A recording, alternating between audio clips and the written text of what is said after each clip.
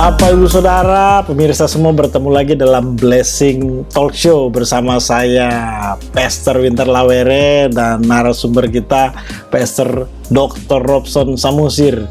Berapa waktu lalu kami sudah membahas itu tentang apologet, bagaimana seharusnya seorang apologet dalam berapologetika. Ya, sedikit kita membahas juga langkah-langkah untuk menjadi seorang apologet atau ciri standar dari seorang apologet itu. Nah, dan minggu ini kita masih menyambung hal yang sama, tapi kita mau sedikit berbagi, Bapak Ibu, khususnya Pastor Robson, karena ini bidangnya sebagai seorang apologet. Bagaimana kita sebagai orang Kristen, ya mungkin kita profesinya bukan teolog, ya kita profesinya hanya pedagang, pembisnis. Kita nggak pernah belajar teologi dan bukan seorang teolog, tapi kita mau belajar nih langkah-langkah praktis menjadi seorang apologet, menjawab pertanyaan-pertanyaan atau serangan-serangan terhadap iman Kristen.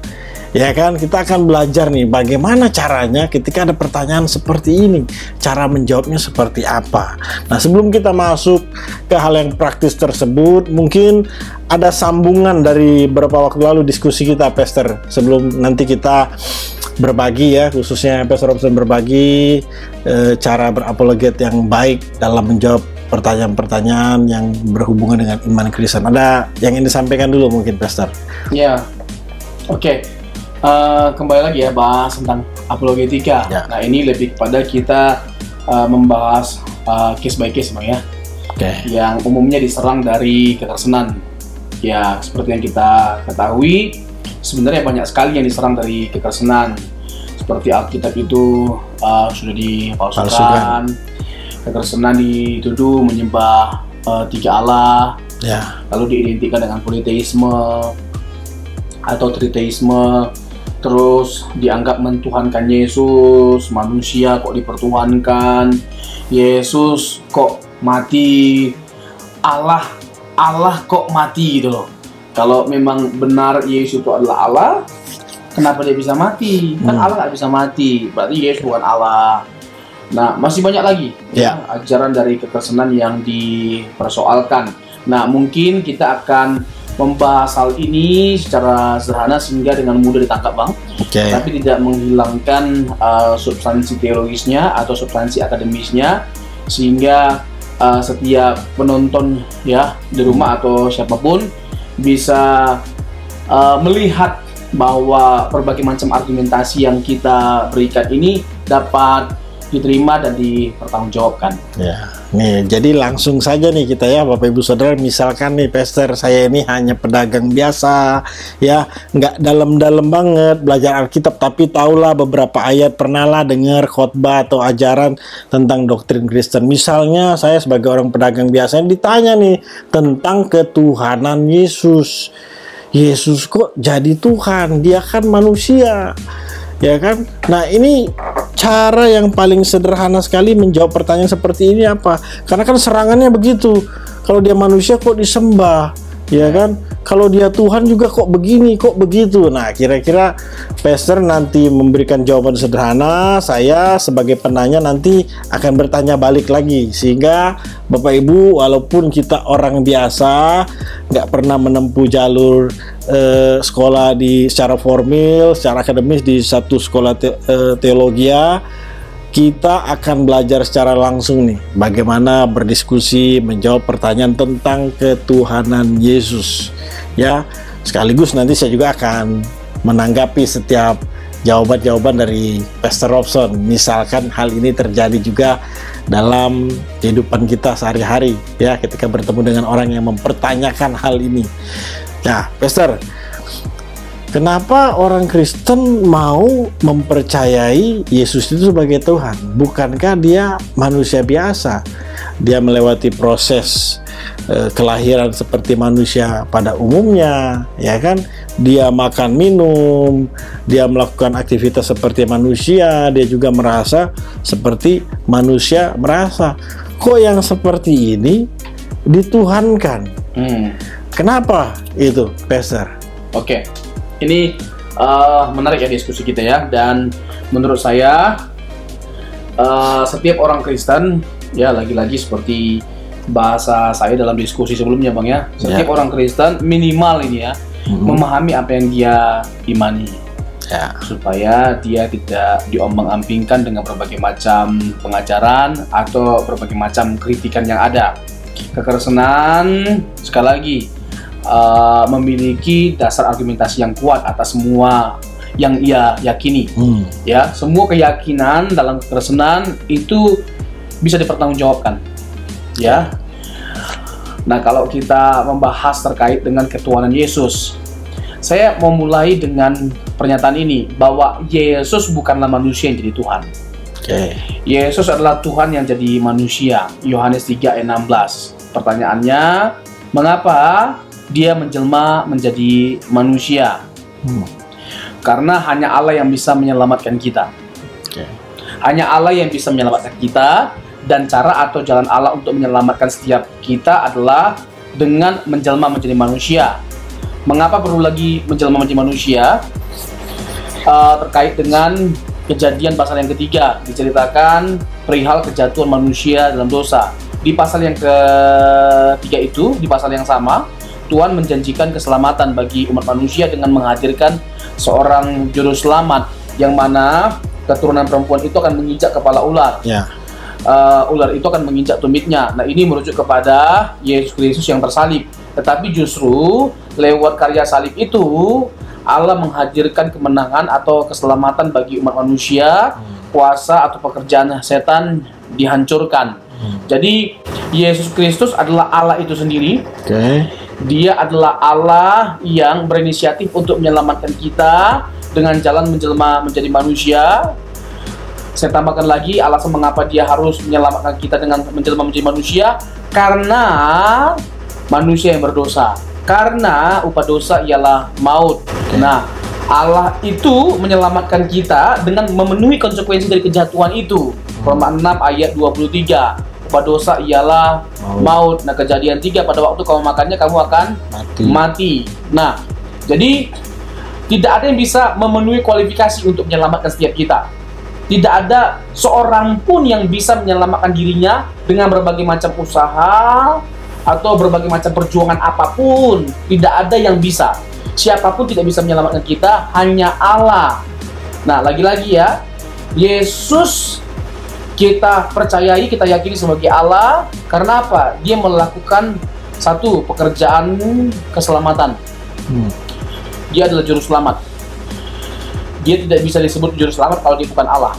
Yang kedua, memang jelas bertaburan bukti-buktinya dalam Alkitab yang menunjukkan bahwa dia memiliki sifat-sifat kealahan dan karya-karya Allah. Jadi dia punya sifat-sifat kealahan, terus karya-karya kealahan itu dimiliki oleh Tuhan Yesus. Nanti saya akan jelaskan dan buktikan melalui berbagai macam ayat. Nah, sementara anggaplah si penanya setuju ya, atau bisa menerima bahwa Yesus adalah Tuhan yang menjadi manusia. Tujuan dia menjadi manusia untuk menyelamatkan manusia itu sendiri. Nah, pertanyaan selanjutnya biasanya begini, kan dia jadi manusia, emangnya dia tidak pernah berbuat dosa sebagai manusia atau nggak ada kekurangannya? Nah, kalau memang dia jadi manusia yang suci ya, tidak berdosa, dasar-dasarnya mana? Kan saya sebagai penanya perlu tahu dong, ini manusia apa nih yang sampai bisa menyelamatkan manusia sampai disembah oleh orang Kristen? Ini emangnya dia nggak punya dosa atau tidak pernah berdosa? Nah, kalau ada pertanyaan seperti itu bagaimana? Ya, ini menarik sekali ya. Kualifikasi dari seorang juru selamat itu adalah tidak berdosa tentunya. Dan kita tahu bahwa Yesus selain tidak berdosa, memang tidak pernah berbuat dosa. Yohanes 8 misalnya, Yesus bertanya, adakah di antaramu yang bisa menunjukkan kesalahan atau dosanya? Tidak ada. Jadi Yesus tidak pernah melakukan kesalahan atau dosa. Di Yohanes pasal yang ke-8 ayat yang ke-46, saya bacakan ya. Ya, Yohanes pasal yang ke-8 ayat yang ke-48.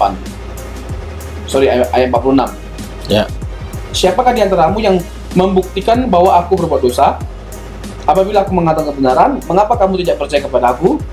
Jadi tidak ada yang bisa membuktikan karena Yesus tidak pernah melakukan kesalahan atau dosa. Nah, Ibrani pasal yang kelima, di Ibrani pasal pasal yang keempat ayat 15. Oke, Ibrani 4 ayat 15. Sebab imam besar yang kita punya bukanlah imam besar yang tidak dapat turut merasakan kelemahan-kelemahan kita. Sebaliknya, sama dengan kita, ia telah dicobai, hanya tidak berbuat dosa. Jadi semua ayat-ayat ini menurut saya udah jelas sekali ya, menegaskan bahwa Yesus itu tidak berdosa dan tidak pernah berbuat dosa. Dia tidak berdosa dan tidak pernah berbuat dosa. Jadi pertama ya, kualifikasi dari seorang juru selamat tidak berdosa dipenuhi oleh Tuhan Yesus, dan dalam proses dia hidup di dunia ini dia juga tidak pernah melakukan kesalahan apapun. Nah, sebelum ke pertanyaan selanjutnya, saya mau sampaikan sesuatu begini, Bapak Ibu. Berarti ya, kalau ada orang oknum atau ya anggaplah golongan yang mengatakan Yesus itu pernah berbuat dosa, pernah ada di satu tempat terus menikah punya anak, dia pergi ke kota mana, ke negara mana, dia bertingkah laku seperti manusia yang umumnya punya kesalahan, kelemahan, semua itu terpatahkan dengan ayat-ayat yang tadi baru saja disampaikan. Jadi tidak ada yang bisa membuktikan bahwa Yesus itu berdosa. Di luar itu pasti itu tuduhan, fitnahan, itu serangan terhadap iman Kristen, dan tidak perlu ditanggapi terlalu pusing, terlalu lama. Alkitab sudah mengatakan bahwa memang dia tidak pernah berbuat dosa. Oke, anggaplah dia memang tidak pernah berbuat dosa dan sudah dibuktikan melalui ayat-ayat Alkitab tadi, Pastor. Lalu manusia ini dia mati. Ya. Dia mati disalib dengan begitu hinanya. Ya kan? Ini apa nih? Ya kan, Tuhan jadi manusia, menyelamatkan manusia. Oke, dia tidak berdosa, tapi kok matinya hina seperti ini? Benar nggak itu yang disalib Yesus, Pastor? Jangan-jangan Tuhan yang mulia ini bukan dia yang disalib. Ya. Gitu. Nah, bagaimana mempertanggungjawabkan iman Kristen ketika ada orang yang meragukan, pertama, Yesus itu jangan-jangan bukan dia yang disalib. Lalu apa nih maksud tujuan Allah ya di balik penyaliban Yesus ini, Pastor? Ya. Oke. Saya baca dulu ya, 2 Korintus 5 ayat 21. Dia yang tidak mengenal dosa telah dibuatnya menjadi dosa karena kita, supaya dalam dia kita dibenarkan oleh Allah. Artinya tugas pendamaian itu dipercayakan kepada Yesus yang tidak berbuat dosa. Nah, dia tidak berbuat dosa, dia tidak salah, dia dihukum bukan karena kesalahannya, dia dihukum karena kesalahan kita. Bukan karena dosanya, tapi karena dosa kita. Nah, yang layak, sekali lagi ya, yang layak untuk menebus kesalahan kita atau dosa kita adalah orang yang tidak berdosa, dan itu hanya Yesus. Jadi hanya dia gitu loh yang qualified untuk menebus dosa setiap kita. Sebenarnya kalau dari perjanjian lama ada makna simbolik. Misalnya ada korban yang hewan yang dipersembahkan sebagai korban penebusan dosa. Itu harus yang tidak bercacat, yang tidak bercela. Nah, itu menggambarkan Yesus Kristus yang adalah anak domba Allah. Yohanes 1 ayat 29. Lihatlah anak domba Allah yang menghapus dosa dunia. Ya. Nah, Yesus itu adalah anak domba. Ya, anak domba Allah yang menghapus dosa setiap kita, dan dia tidak bercacat, dia tidak bercela. Tadi kita sudah perlihatkan ya bukti-bukti ayatnya yang menunjukkan bahwa Yesus itu benar-benar tidak berdosa, dia tidak pernah melakukan kesalahan. Jadi terhukum Tuhan kita Yesus Kristus, tersalib dia itu bukan karena kesalahannya, tapi karena kesalahan kita. Kalau kita merujuk ya kepada filosofi dari hukuman salib, itu adalah hukuman yang paling memalukan. Itu adalah hukuman yang paling hina karena tergantung kan di antara bumi dan langit. Makanya terkutuklah orang yang disalibkan. Ya, mati dengan cara tersalib. Itu sesuatu yang sangat-sangat hina, sesuatu yang sangat-sangat memalukan. Itu adalah bentuk penghukuman bagi satu tindak kejahatan yang dilakukan oleh seorang. Jadi satu kejahatan yang luar biasa hebatnya atau besarnya. Nah, diberikanlah hukuman salib. Jadi kita bisa melihat betapa luar biasanya digambarkan penghukuman atas Yesus itu untuk menggambarkan betapa hina, betapa bobrok, betapa rusak, betapa parahnya kerusakan kita. Ya, betapa kita tercela karena kejatuhan manusia dalam dosa. Nah, salib itu menggambarkan keburukan kita. Salib itu menggambarkan betapa hinanya kita. Itulah alasan mengapa dia dihukum dengan cara tersalib. Selain itu memang Alkitab sudah menubuatkan ya berbagai macam hal yang terjadi pada diri Yesus, termasuk pada waktu dia disalibkan. Seperti bajunya, jubahnya akan diundi, lalu dia akan dimahkotai duri, kakinya tidak jadi dipatahkan, lambungnya dicucuk. Semuanya itu digenapi dalam diri Yesus. Sebenarnya gini, sebenarnya untuk kita membuktikan kekerasan itu benar adanya adalah dengan kita melihat kesinambungan cerita. Ya, kesinambungan cerita. Yang pertama, master plan Allah. Bagaimana Allah menyusun cerita keselamatan. Bagaimana dia akan, atau bagaimana cara dia akan menyelamatkan setiap kita. Jadi planningnya itu sudah disusun dan disampaikan dalam perjanjian lama. Lalu kita mempersoalkan penggenapan nubuatannya. Apakah setiap nubuatan itu ya tergenapi dalam diri Yesus?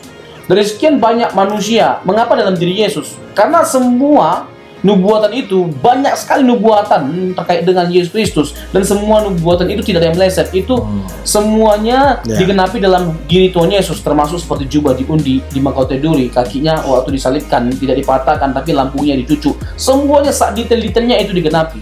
Itu menunjukkan pertama Alkitab adalah firman Allah.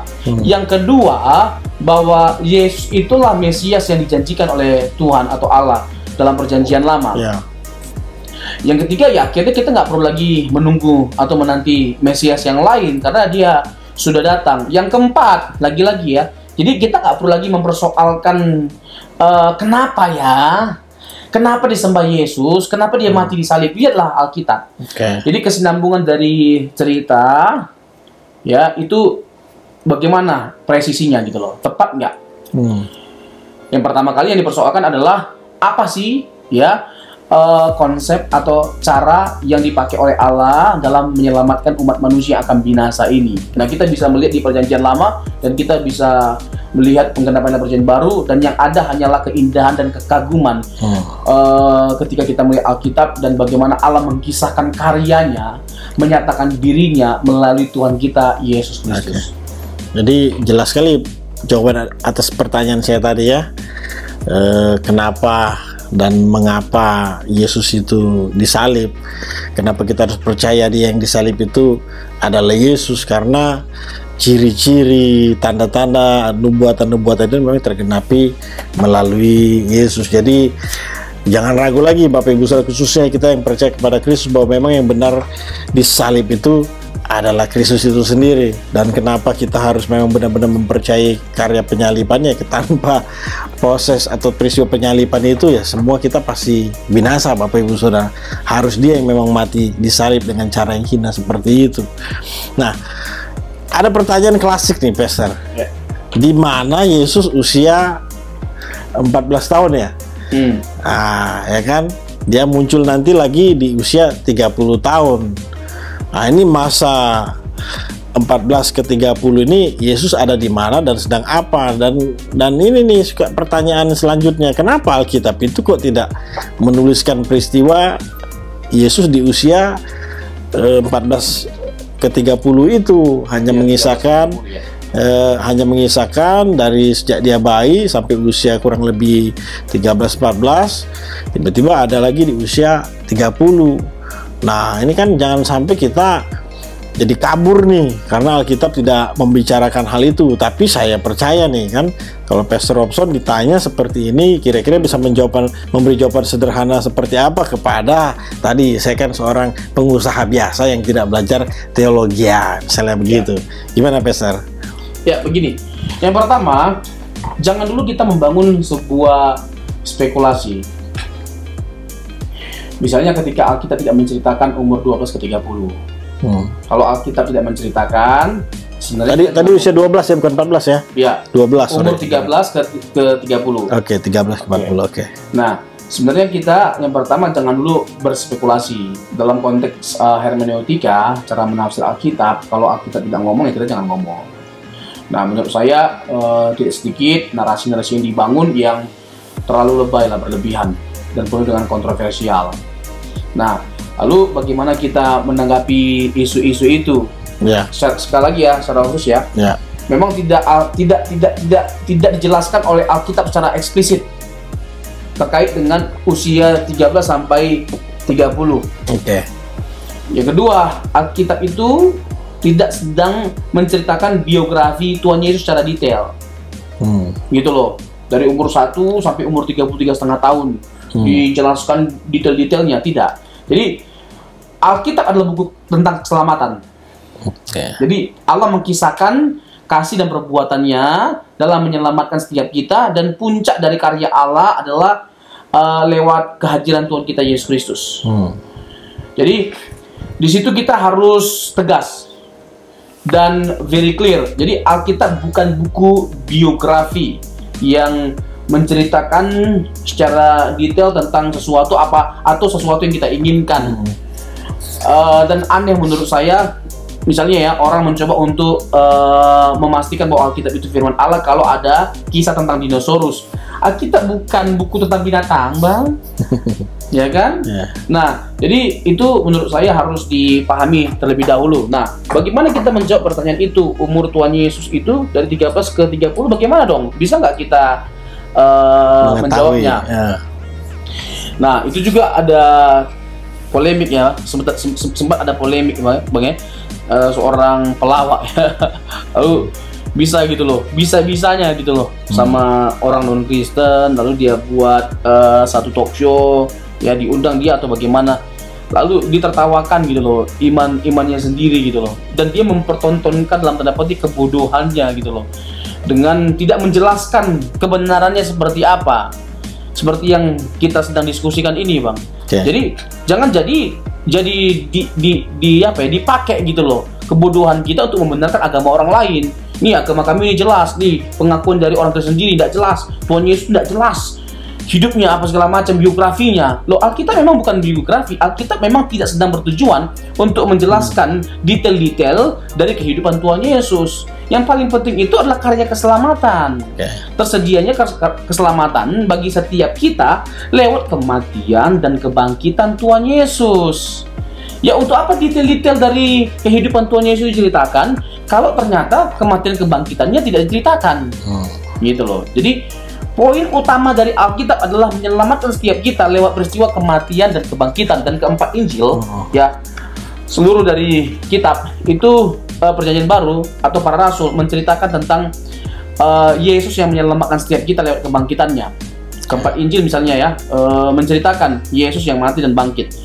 Itu menunjukkan bahwa jantung dari kekristenan terletak pada kematian dan kebangkitan Tuhan Yesus, bukan biografi dari detail-detail Tuhan Yesus. Nah, jadi dalam konteks Yahudi, Bang, yang bisa berdiri mengajar di bait suci Allah itu hanya orang terpelajar, orang akademisi.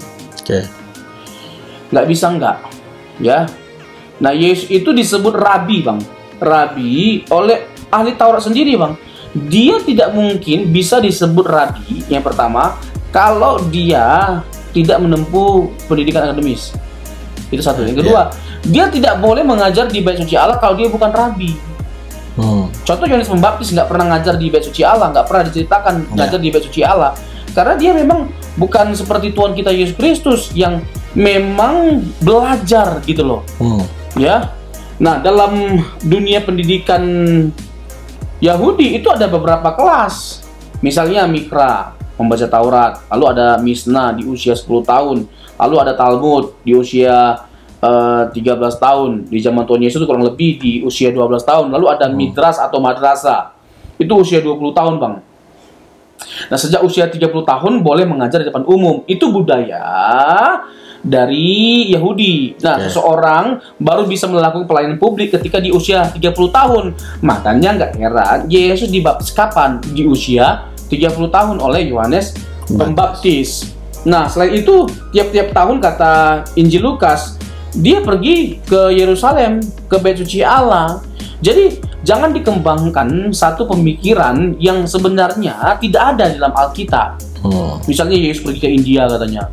Ya, kan? Sebelum bahas itu, berarti Pastor ingin menyampaikan begini dong kepada si penanya, bahwa dia tuh di usia segitu ada, ya kalau sekarang tuh di pendidikan formal lah, seperti di sebuah sekolah, atau sampai karena dia usia sampai 20 ke atas ada di sebuah kampus gitu, sampai mendapatkan gelar rabi. Itu yang ingin Pastor beritahu ya kepada si penanya. Jadi kalau ditanya di mana, ya kan di mana kan berarti ngomongin tempat, ya kan, sedang apa, ya terjawab sudah.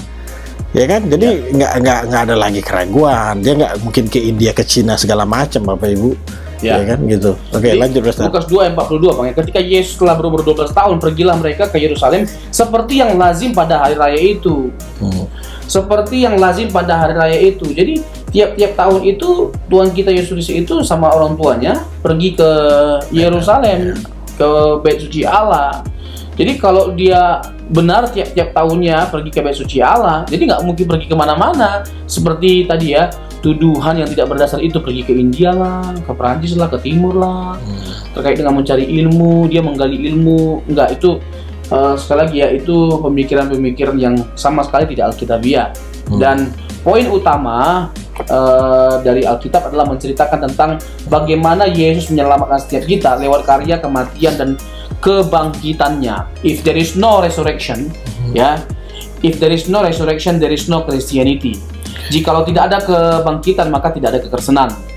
Jikalau tidak ada kebangkitan, if there is no resurrection, there is no church, tidak ada gereja. Terlebih lagi, jikalau tidak ada kebangkitan, there is no salvation, tidak ada keselamatan, tidak ada kehidupan di balik kematian.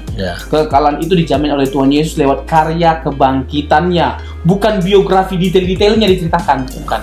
Nanti saya mau masuk ke pertanyaan soal kebangkitan. Jadi ada satu pesan dulu Bapak Ibu yang ingin saya sampaikan, khususnya untuk beberapa kasus beberapa waktu lalu yang sempat ramai. Seorang artis yang seperti melecehkan kekristenan. Dia kira Kristen nggak bisa jawab Yesus ada di mana di usia gitu, dan langsung menjustifikasi, menganggap nggak jelas Alkitab ini. Waduh, keterlaluan Bapak Ibu. Ingat loh, itu bukan keluar dari agama lain, tapi dari kalangan Kristen sendiri. Yang ini catatan Bapak, yang tidak belajar dengan serius. Kalau kita belajar dengan serius Bapak Ibu, apalagi dituntun Roh Kudus, minta hikmat Tuhan, ya, penuh dengan anugerah Tuhan, semua ada jawabannya. Pasti dapat jawabannya. Tidak mungkin tidak Bapak Ibu. Memang Tuhan kita tidak bisa bertemu secara fisik, secara langsung nih hari ini. Tapi kan Alkitab itu sudah lebih dari cukup Bapak Ibu untuk ketemu dengan Tuhan, ketemu dengan jawaban atas setiap pertanyaan yang menurut orang nggak ada jawabannya. Salah itu Bapak Ibu. Jangan pernah melecehkan Alkitab atau melecehkan kekristenan. Kita sejauh ini yang saya pelajari, yang saya tahu, semua bisa terjawab, semua ada jawabannya. Nah Pastor, selanjutnya pertanyaan ya, ini waktu jalan terus, tentang kebangkitan Pastor. Ini juga banyak, tadi kan kita udah bahas tentang kematiannya. Banyak loh keraguan tentang kebangkitan ini. Masa orang mati bisa bangkit Pastor, ya kan?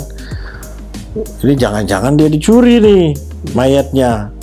Jangan-jangan ya tadi, seperti tadi spekulasinya, jangan-jangan bukan dia yang disalib. Bagaimana menjawab pertanyaan atas orang yang memang tidak percaya atau meragukan kebangkitan itu sendiri? Sedangkan Alkitab memang menunjukkan bahwa Yesus itu bangkit. Ya, anggaplah saya si penanya, dari mana kamu tahu Yesus bangkit? Emang ada saksinya? Emang ada bukti-buktinya? Kok kamu percaya dia bangkit? Nah, gimana menjawab secara sederhana untuk saya pengusaha biasa yang tidak belajar teologi ya, misalnya gitu ya.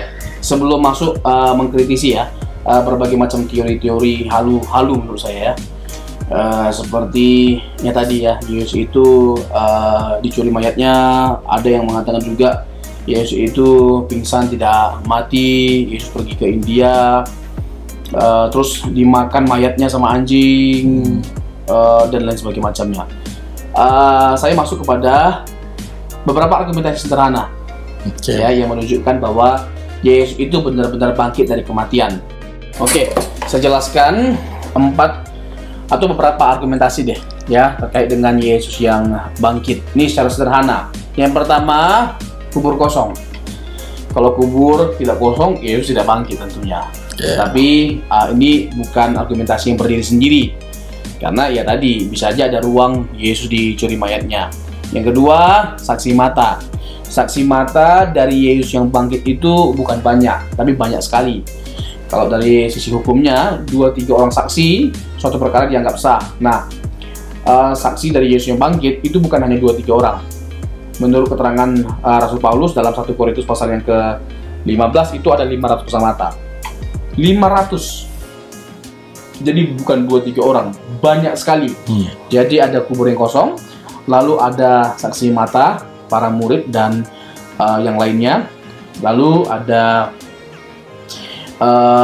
para murid yang berkobar-kobar atau berubah, bahkan sampai rela mereka mempertaruhkan nyawa mereka untuk Yesus yang mereka imani, mereka layani, yang mereka saksikan dengan mata kepala mereka bangkit dari kematian. Mereka benar-benar berubah drastis, jadi radikal sekali gitu loh. Nah, mereka nggak mungkin mempertaruhkan iman mereka untuk sesuatu yang konyol. Kalau Yesus tidak bangkit, ngapain mereka sampai rela mati-matian gitu loh, mati berkorban gitu loh, mempertaruhkan nyawa mereka. Nah, ini adalah alasan-alasan yang saya rasa logis dan teologis. Nah, kalau mau ditanya gini,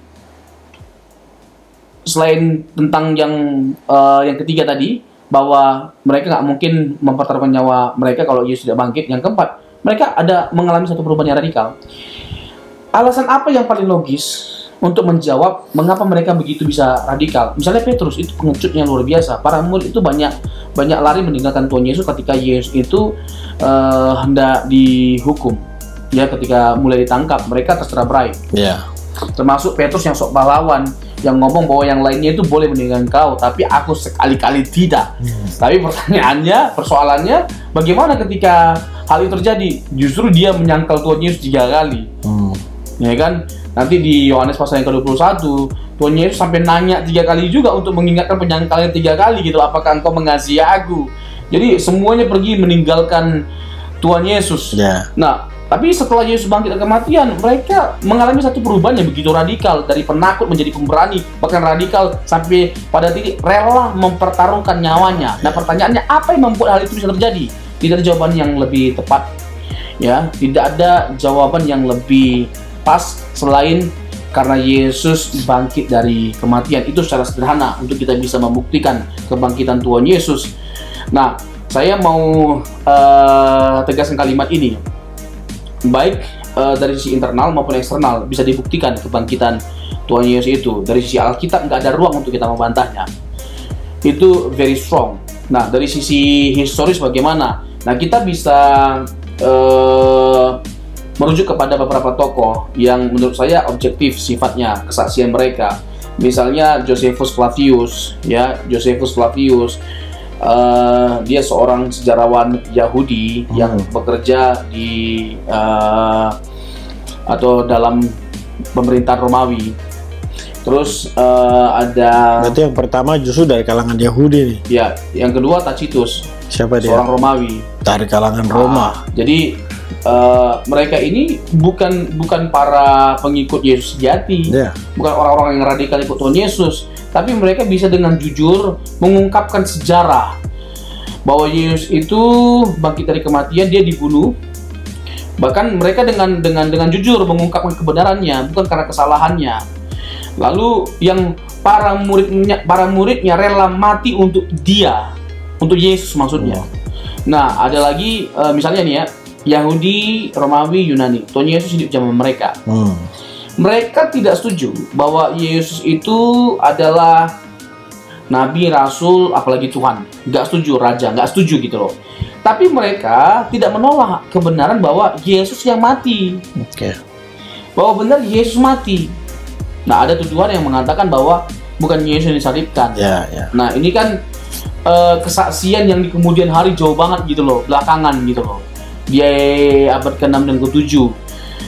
Ya, kita lebih percaya sumber pertama dong, ya, yaitu di abad pertama dong, baik kesaksian para rasul, para murid, dan yang bukan murid gitu loh, atau bukan Kristen gitu loh, yang di abad pertama, musuh-musuhnya lah bahasanya. Mereka mengakui bahwa Yesus itu mati. Nah, ini pengakuan yang objektif dari eksternal, dari luar. Sebenarnya masih banyak lagi tokoh-tokoh yang lain yang bisa kita pergunakan kesaksiannya untuk mendukung kebenaran dari Yesus yang bangkit. Wah, Bapak Ibu bayangkan ya, dari menit pertama sampai ini sudah kurang lebih 3,5 jam, 30 menit lebih Bapak Ibu. Kita bisa menjawab dengan sederhana tentang ketuhanan Yesus Bapak Ibu. Ini luar biasa loh Bapak Ibu Saudara ya. Jadi tidak ada alasan atau jangan sampai ada keraguan lagi bagi kita. Nah, Pastor, di ujung diskusi kita ini apa pendapat Pastor atau ya sedikit mungkin beberapa kalimat nasihat lah untuk kita ini kan kadang berkecil hati, sudah kita jelaskan dari ujung ke ujung tentang ketuhanan Yesus, tapi si penanya tuh ya pada dasarnya kok nggak mau percaya ya, ini orang cuman ngetes aja atau cuman pengen tahu, habis itu ya udah nggak percaya. Ini apa sikap kita sebagai seorang percaya, Pastor, sebaiknya gitu ketika ada orang yang sudah bertanya nih tentang ketuhanan Yesus, kita udah jawab dengan serunya, dengan semangat, dia tetap saja tidak percaya gitu misalnya, Pastor. Nah, seperti apa kira-kira? Menurut saya ya, sah-sah saja orang untuk mempertanyakan perihal iman kita akan Yesus Kristus. Misalnya nih ya, Yesus itu kan manusia, kok dipertuhankan? Sah-sah saja untuk dipertanyakan. Yang aneh adalah ketika seseorang itu bersikeras gitu loh, bersikeras untuk menyerang kita dalam ketidaktahuannya, dalam ketidakmengertiannya gitu loh, atau dalam kebodohannya dalam tanda petiknya. Tetap dia keras kepala gitu loh. Kita nggak meyakini seperti yang dia jelaskan. Nggak seperti itu pemahaman kita. Kekristenan itu nggak memahami seperti yang kamu bilang. Misalnya mempertuhankan Yesus. Kita nggak pernah mempertuhankan Yesus. Memang Yesus itu adalah Tuhan. Tanpa kita pertuhankan, dia memang Tuhan adanya. Gitu loh. Yang kedua, kita percaya dia Tuhan karena memang sifat-sifat dan karyanya itu menunjukkan ketuhanannya. Hanya Allah, misalnya nih ya, beberapa karya atau tindakan Allah gitu loh. Hanya Allah yang bisa mengampuni. Yesus mengampuni dosa. Misalnya Markus pasal yang kedua, ya, dimulai dari ayat yang ke-7. Nanti Tuhan Yesus juga tegaskan bahwa dia adalah berkuasa. Asal kamu tahu bahwa anak manusia berkuasa untuk mengampuni dosa, ayat yang ke-10 dan ke-11. Anak manusia berkuasa untuk mengampuni dosa. Nah, dia diangkat menghujat Allah. Karena apa? Siapa kamu? Kamu itu hanya sekedar manusia. Mengampuni itu pekerjaan Allah. Kamu sedang menghujat Allah. Nah, secara langsung Yesus mengklaim keilahiannya. Nah, hanya Allah yang menjadi Tuhan atas hari Sabat. Yesus mengklaim bahwa dia adalah Tuhan atas hari Sabat. Nah, hanya Allah yang kekal, di mana tidak ada waktu, di mana Tuhan tidak ada. Yesus menyebut dirinya kekal. Di Yohanes 8 ayat 58, ya kan, before Abraham was, I am, kata dipakai itu present. Hal itu menunjukkan bahwa tidak pernah Yesus tidak ada. Dia selalu ada. Present. Jadi terus menerus dia ada dari kekal sampai kekal. Abraham sudah melihat hari-hariku. Nah, Yesus kan jaraknya dengan Abraham itu kan cukup jauh, Bang. Kurang lebih 2000 tahun. Bayangkan. Berani-beraninya dia mengklaim bahwa dia sudah ada sebelum Abraham ada, padahal jaraknya Abraham belum ada. Ya, nggak ada jawaban yang lebih logis untuk menjawab kasus itu selain bahwa benar Yesus itu adalah pribadi yang kekal. Bahkan di kesempatan lain, Yohanes 17 ayat 5, Father, glorify me with the glory I had before the world was created. Yesus menegaskan bahwa dia sudah ada sebelum dunia dijadikan. Dia memiliki kemuliaan seperti yang dimiliki oleh Bapa dan berada bersama dengan Bapa dalam hadiratnya di kerajaan surga. Jadi banyak sekali bukti-bukti yang bisa kita lihat dan kita pahami dan bisa kita terima kok secara teologis maupun secara logis. Bisa dipertanggungjawabkan. Iman kekristenan itu sangat logik. Bisa kok dipertanggungjawabkan. Kita percaya Yesus itu Tuhan karena Alkitab mengatakannya. Gitu, Bang. Jadi ya tidak usah ikut-ikutan ragu ketika orang lain meragukan iman kita, Bapak Ibu ya, termasuk ketuhanan Yesus. Nah, Bapak Ibu Saudara, saya pikir sudah terjawab semua nih, satu paket ketuhanan Yesus. Walaupun ini kalau kita belajar secara akademis di satu sekolah teologi ini panjang Bapak Ibu, tapi kita sudah berbagi ya tentang bagaimana cara sederhana menjawab ketuhanan Yesus. Sebelum ditutup mungkin ada yang ingin disampaikan Pastor untuk kita semua? Ya, suatu kali Tuhan Yesus pernah bertanya kepada para murid ya, menurut kamu siapakah aku? Dalam Matius pasal yang ke-16. Jadi Tuhan Yesus itu kan mau menjelang akhir dari pelayanannya, bahwa dia akan disalib, menempuh jalan Via Dolorosa, jalan penderitaan. Sebelum dia disalibkan, Yesus hendak memastikan bahwa para muridnya telah memandang dia dengan benar. Makanya dia bertanya kepada para murid, menurut kamu siapakah aku? Gitu loh. Lalu Petrus menyebut bahwa dia adalah Mesias, adalah anak Allah yang hidup, dan patut berbangga Petrus ya bisa menegaskan hal itu, dan dia harus bersyukur karena Bapa yang menyingkapkan hal itu kepada dia. Nah, penting bagi kita dengan Yesus bertanya seperti itu artinya penting bagi kita untuk memandang Yesus dengan benar. Dia adalah Tuhan, dia adalah juru selamat. Kita harus menggantungkan keselamatan kita pada Yesus yang adalah Tuhan, dan dengan penuh kasih menyatakan keselamatan itu bagi setiap kita. Kalau tidak ada Yesus, tidak akan ada keselamatan bagi setiap kita. Kita semua adalah orang-orang yang sekarat, yang akan mati dan binasa, dan kita membutuhkan seorang juru selamat. Dan Yesus telah menghadirkan keselamatan itu bagi setiap kita. Dia adalah juru selamat. Kisah Rasul 4 ayat yang ke-12, tidak ada keselamatan di bawah kolong langit ini dimanapun selain di dalam Dia. Pada Yesus kita menggantungkan keselamatan kita. Amin. Berbahagialah Bapak Ibu Saudara, diberkatilah kita yang percaya kepada Yesus sebagai Tuhan dan Juru Selamat, dan bersyukurlah kita adalah orang-orang yang diselamatkan oleh Tuhan Yesus Kristus. Sampai bertemu dalam Blessing Talk Show selanjutnya. Tuhan Yesus mengasihi kita semua. Shalom.